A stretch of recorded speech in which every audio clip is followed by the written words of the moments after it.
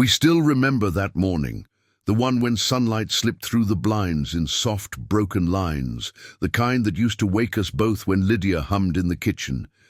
The smell of old coffee lingered. The house was so quiet, we could almost hear the air fold over itself. That's when we heard them, our sons, Mark and Daniel, standing in the living room, arguing in voices that no longer sounded like theirs. "I'm just being practical," said Mark. "Dad and Mum's house is too big for them. Once they're gone, we can sell it and split the money." "He's not gone yet, Mark," said Daniel. "They're not gone." We looked at each other from the armchairs by the window, the same chairs where we once read stories to the boys when storms made them cry. Our hearts beat together, slow and heavy. They didn't see us at first. They were too busy fighting over something we hadn't even left yet. Lydia cleared her throat. "Boys," she said softly, "this house isn't a prize. It's where your father and I have lived, laughed, and built every piece of what you see." Mark rolled his eyes. "Mom, Dad, don't get sentimental. You can't live here forever. You'll need to move soon, maybe assisted living. It's time to be realistic." That word, realistic, cut deeper than we expected. At our age, people say it as if it means you don't matter anymore. We didn't argue. We just looked at the photographs on the wall. Daniel's graduation, Mark holding his first son, family birthdays, Lydia in her blue dress, warm frames that suddenly felt cold. That night, we couldn't sleep. We walked the quiet rooms like ghosts still paying rent to memory. We ran our hands along the banister we sanded and stained together in the summer of '83. We opened drawers that still smelled faintly of soap and rosewater. Every corner of the house whispered the same truth. They've already moved on. We are in the way. The next morning we sat at the kitchen table, the same table where we planned vacations, birthdays, and every small miracle that makes a family. And we made a different kind of list. Coffee cups between us, silence as our witness. "If they can plan our ending," said Lydia, pen in hand, "then maybe we should write it ourselves." By noon, we had decided. We made calls to our lawyer, to the bank, to a real estate agent. We didn't tell the boys. We packed 2 suitcases, 1 photo album, Lydia's kettle, and a letter we wrote together through the morning hush. We locked the front door, left the keys in an envelope, and drove away from Maple Street without saying goodbye. No scenes. No tears, only the quiet of 2 people who had already said everything that needed saying. For the first time in years, we felt free. That night at a roadside motel, we checked our phones. The first message was from Daniel. "Dad, Mom, where are you? Mark says he can't reach you." Then another, and another. By midnight, 63 missed calls. We looked at the screen, our hearts trembling, not with regret but with something clearer. It felt a lot like justice. Lydia switched the phone off and slid it into the drawer beside the Gideon Bible. "Let's sleep," she whispered. "We've earned it." Outside, the wind combed the trees. Inside, for the first time in a long while, we rested without being discussed. The next day, the road unspooled like a silver thread. The Buick hummed under our hands. The heater breathed that old mix of dust and peppermint. October leaned low. Grey sky, gold leaves, a season that understands letting go. 30 miles south, a small motel flickered vacancy like an invitation to begin again. The clerk handed us a key on a cracked orange tag. "Breakfast 6 to 9, he said without looking up. For once, we weren't parents or a problem to solve. We were 2 travelers in the same story again. That night Lydia fell asleep first, her hand open beside ours. The heater's hum blended with her breathing. We thought of all the years behind us, the 1,000 quiet ways love keeps surviving, like light through blinds that refuses to stop finding us. By morning, the calls had stopped multiplying. We made coffee that tasted like freedom and went looking for the next step. We didn't go back to Maple Street. We went to the office above the bakery, the one that always smelled of warm sugar and patience. Papers were waiting there, asleep in a folder marked Contingency, Personal. We signed where the yellow tabs pointed, one signature then the other. The notary stamped and something inside us settled. We sold walls. We kept the home, and what came from those walls would not be anyone's prize. That evening, at the motel's small table, we began another letter, together as always. Lydia's hand guided the pen. Our shared thoughts supplied the words. We wrote about the years, skinned knees, Christmas lights, mornings too quiet and nights too long. We wrote that love doesn't always mean staying in one place. Sometimes love stays by leaving. We folded the pages slowly. 2 signatures, seal. Our last gift to them, truth without bitterness. When we delivered it, leaves covered the walk. The for sale sign was gone. A paler square of grass proved it had stood there. We slipped the envelope through the door and listened. The sound it made, a small, weightless thud, felt like forgiveness. We held hands. We walked away. Halfway down the street, Lydia's purse began to buzz. Once, twice, again and again, until it became a pulse in the quiet. "Let it ring," she said. Her voice was calm. Her fingers trembled. By the time the motel's neon reappeared in the rearview mirror that night, there were 63 missed calls, 63 echoes of panic that arrived too late. We didn't answer. Not out of anger, out of necessity. There comes a moment when silence is the only way to be heard. We spent that night in the same narrow bed, talking softly, the way we used to when the boys were small and sleep was a fragile visitor. "They think we're running away," Lydia whispered. "We're not," we said. "We're moving toward what still belongs to us," she smiled in the dark. "Ourselves." Morning smelled of weak coffee and clean sheets. We sat side by side at the small table, sunlight flickering through the curtain. "They'll be afraid," she said. "Maybe fear will help them see," we said. By afternoon, we drove back to town, not to the old house, but to St. Andrew's, the church where we once lit candles after Daniel's first illness and later after Mark's divorce. It felt like the right place for truths that shouldn't be shouted.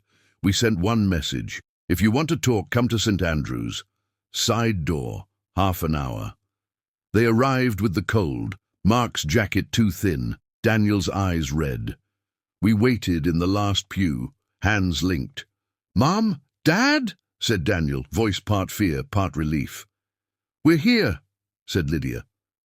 "Why would you just leave?" asked Mark. His voice echoed too loud for the room. "Because," we said, "you were already talking about us as if we were gone." They looked at each other, confused, defensive. The church gathered our silence. Lydia's hand tightened around ours.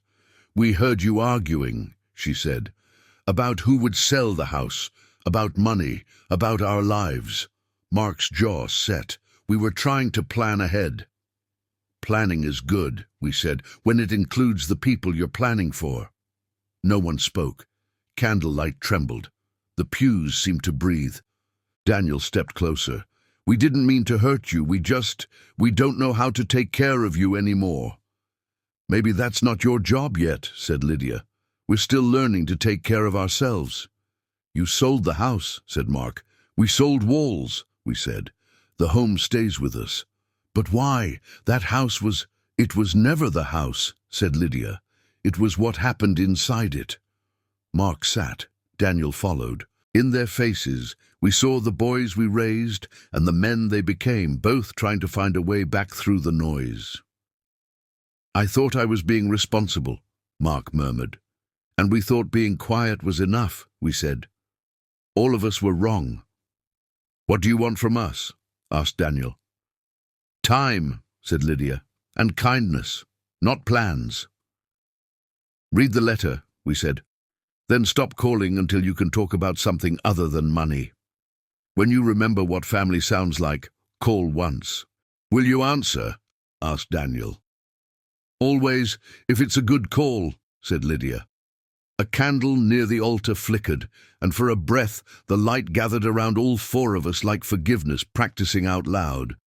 As we stood to go, Mark whispered, "Do we deserve that chance?" "Deserve doesn't matter," we said, "meaning it does." Outside, evening deepened to blue. We walked hand in hand toward the car, our shadows meeting and parting beneath the streetlights.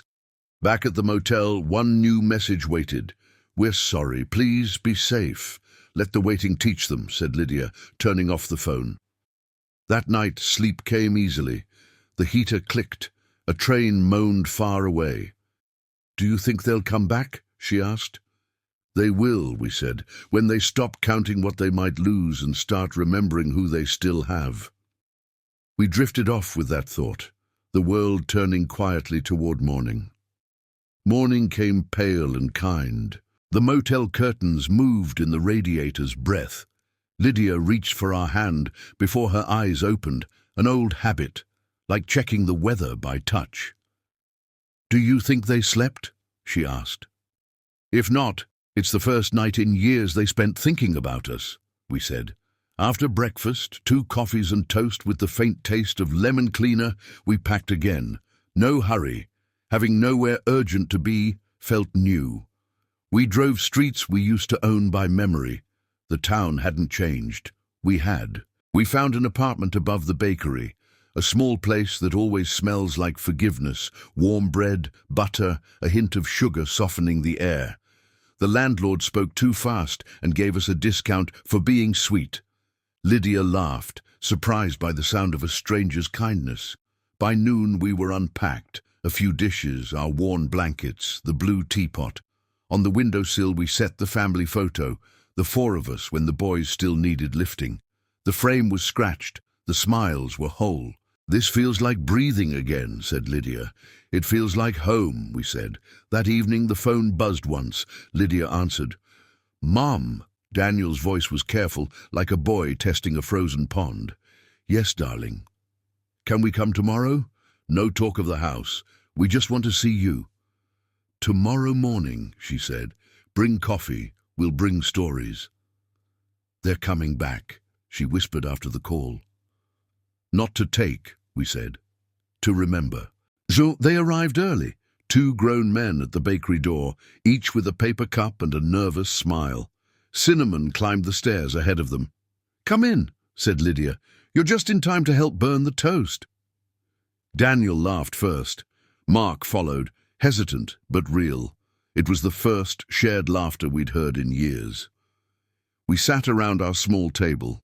Lydia poured coffee into the sailboat mugs we bought the week after our wedding. "So," she said, "remember the winter the pipes burst?" "Mom thought the house was trying to drown us," said Mark. "We ate cereal from Santa mugs for a week," said Daniel. "And we burned all the toast," we said. "3 times," said Mark. "And Mom said, 'We're a family, not a restaurant, that's enough.'" We all laughed, and forgiveness took a chair. After a while, Lydia grew quiet. She looked at both of them, with that kind of love that heals as it hurts. "We need a few promises," she said. "Whatever you need," said Daniel. "First, call before you come. We're not ghosts. We like notice." They smiled. "Second," we said, "if anyone talks about our will while we're still breathing, you'll talk to voicemail." Mark winced, then nodded. "Third," said Lydia, "if we start to argue, one of us says Santa mugs. We stop. We breathe. We remember love before words." "Santa mugs," said Daniel. "Santa mugs," said Mark. Before they left, Mark set his phone on the table. "I'll keep it here," he said. "Alyssa can wait." "Good," said Lydia. "Let it learn patience." They left in afternoon light, walking side by side down the narrow alley. "Do you feel it?" asked Lydia. "What?" "The house," she said. "It came with us." 2 days later, a call from the lawyer. "Just a heads up," he said. "Your bank received a pre-filled power of attorney form from a relative, left incomplete, no signatures. They asked whether you'd authorized it." "We did not," we said. "No problem," he replied. "It's void without you. I wanted you to know." We thanked him, hung up, and stood quietly in the kitchen. "Boundaries," said Lydia. "We draw them in ink." "And we keep them with light," we said, opening the curtains. Sunday arrived, smelling of butter and new beginnings. We woke early, made pancakes and waited. The bakery opened. Warm bread folded into our kitchen. At 8:30, a knock. "Grandma! Grandpa!" Two small voices shouted. Emma and Theo, arms full of energy and leaves. Behind them came Daniel and Mark, and Alyssa, a little shy but smiling. Lydia knelt to hug the children. Her knees cracked, but her laughter made the sound small. "Smells amazing," said Alyssa. "It's just flour that decided to be kind," said Lydia. We ate together. Coffee, pancakes, maple syrup running wild on the plates. No speeches, no tension, only the simple sound of forks and forgiveness. Then Mark cleared his throat. "Dad, Mom, I called the bank. I'm selling the truck, paying down the debt. I don't want to plan my life around what I think I'll inherit." Daniel nodded. "I asked for Sundays off, no more. Maybe I'll stop by. Either I'm here or I'm not, but I won't pretend." "Honest or absent," said Lydia. "Both are easier to love than half-truths." Alyssa looked down at her coffee. "I was the one who said the word estate. I thought naming it would make it less painful." "I'm sorry." "Thank you," we said. "Apologies are brave. Forgiveness is quiet, but it's already waiting." After breakfast, we cleaned together. Daniel washed, Mark dried, the kids carried napkins like flags. Theo spilled a cup of flour, and the kitchen turned into a snowstorm. Nobody scolded him. "Houses need a little mess to remember they're alive," said Lydia. By the time they left, the room smelled like sugar and sunlight. We stood at the window watching them go. The air between us hummed with something that used to be broken and wasn't anymore. That night we wrote another note, the kind we never planned but always needed. "Love isn't a ledger, it's a kitchen. Keep it warm." We folded it, tucked it beside our wedding photo, and went to bed. Lydia fell asleep first, her breathing slow and sure. Outside, the streetlight painted gold on the curtains. We whispered into the dark. "We did good today." Her hand found ours. Sometimes silence is the loudest kind of peace. Weeks slipped past like slow river water, steady, reflective, carrying fragments of sunlight. Days were small and kind, stitched by routines that used to be ordinary and now felt sacred. Every morning the bakery's breath rose through the floorboards, yeast warm, sugar soft, a hint of vanilla that made the air gentle. Lydia hummed while we brewed coffee, and sometimes we caught her smiling at nothing, as if the world had finally remembered her name. The boys began to visit without warning, but never without calling. Daniel fixed a loose cabinet. Mark dropped off flowers. They reminded me of Mom's garden. Lydia always put them in jars that didn't match. She said perfection made beauty too nervous to stay. One evening, Daniel arrived with a cardboard box. "We're clearing the attic," he said, setting it gently on the table. "Thought you might want these back." Inside were fragments of our life. Lydia's graduation ribbon, a faded movie ticket, a napkin in her hand. "Called the plumber, plumbed by peaches." Beneath it all, an envelope addressed to us in her younger script, slanted, certain. She opened it carefully, as though the years might tear. "If we ever forget what matters, forgive the children before they ask. Forgive ourselves for wanting to be needed. Stand where the light is soft. Make something sweet on Sundays. And when the world turns you into a problem, turn back into a person." Lydia pressed the paper to her chest. We reached across the table and held hands. "We did all that," we said. "Not perfectly," she smiled. "But enough." He stayed for tea. We spoke about the bakery at dawn, the neighbor's off-key trumpet, the way quiet sometimes heals without making a speech. At the door, Daniel hesitated. "Dad, Mom, I'm proud of you." Be proud of yourself, we said. You found the box. Our mom hid it, he laughed. She said only people who clean attics for love would ever find it. Then we raised the right kind of man, said Lydia. Sundays became sacred again, not for ritual, but because they filled with life. Emma and Theo brought drawings. Alyssa brought pie. Mark brought his quiet, Daniel his steady laugh. We cooked together, plates clicked, spoons tapped. Lydia scolded the syrup for running wild. "Grandma, what's your favorite thing about being old?" Emma asked one evening at the door. "That I get to watch people finally grow into their kindness," said Lydia. "You mean us?" asked Mark. She shrugged. "Mostly." When they left, the apartment stayed warm, not empty. We turned off every light but the one near the photo from our 40th anniversary, where Lydia's dress looked like morning. "Do you miss the house?" she asked. "Sometimes," we said. "But I think the house was only practice." "Do you for what?" "For staying." Months drifted. The town bloomed, browned, and brightened again. One winter, a new envelope slid under our door. No stamp. Just Mom and Dad in Daniel's handwriting. Inside, a photograph. Us on the bakery steps, kids on our laps, everyone mid-laugh. On the back, Mark had printed, "No more 63 missed calls, just one. Every Sunday, we promise." Lydia held the picture a long time, then set it beside our wedding photo.